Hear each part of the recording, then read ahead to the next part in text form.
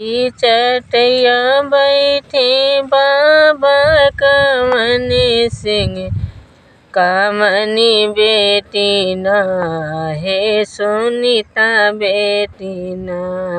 रोमई लट छितराई सुनीता बेटी ना हे सुनीता बेटी ना दौड़ी दौड़ी बेटी बाबा पैया लागई कामने बाबा ना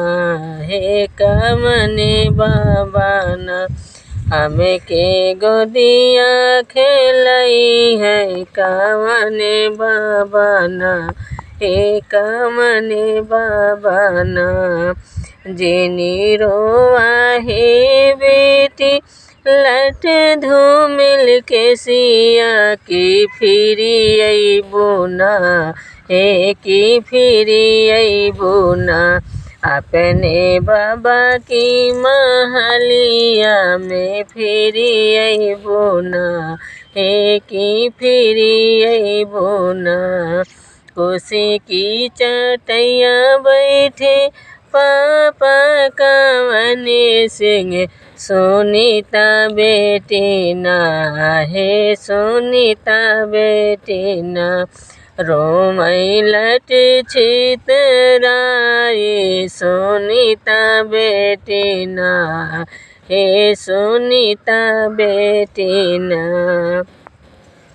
दौड़ी दौड़ी बेटी पापा पैया लागई कामने पापा ना हे कामने पापा ना हम का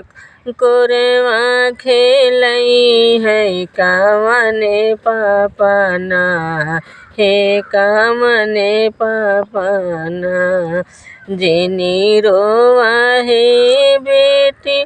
लट धूमिल के सिया की फिरी अइबो ना हे की फिरी अइबो ना अपने पापा की महलिया में फिरी अइबो ना हे की फिरी अइबो ना कुर्सी की चटैया बैठी मैया कवनी देई सुनीता बेटी ना हे सुनीता बेटी ना रोमई लट छितराई सुनीता बेटी ना हे सुनीता बेटी ना दौड़ी दौड़ी बेटी मैया पैया लागई कामने मैया ना हे कामने मम्मी ना हमके दूधवा पिलई है कामने मम्मी ना हे कामने मैया ना जेनी रोआ है बेटी लट धूमिल के सिया की फिरी अइबो ना हो की फिरी अइबो ना अपने मैया की महलिया में फिरी अइबो ना हो की फिरी अइबो ना अपने मम्मी की महलिया में फिरी अइबो ना हो की फिरी अइबो ना कुर्सी की चटैया बैठी भाभी कवनी देई कामनी बेटी ना हे सुनीता ननदो ना रोमई लट छितराई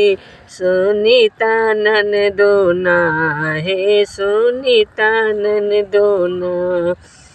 दौड़ी दौड़ी बेटी भाभी पैया लागई कामने भाभी ना हे कामने भाभी ना सजी है गुड़िया की नैया कामने भाभी ना हे कामने भाभी ना जिनी रोवा है ननद लटे धूमिल के सिया की फिरी अइबुना हो की फिरी अइबुना अपने भाभी की महलिया में फिरी अइबुना हो की फिरी अइबुना।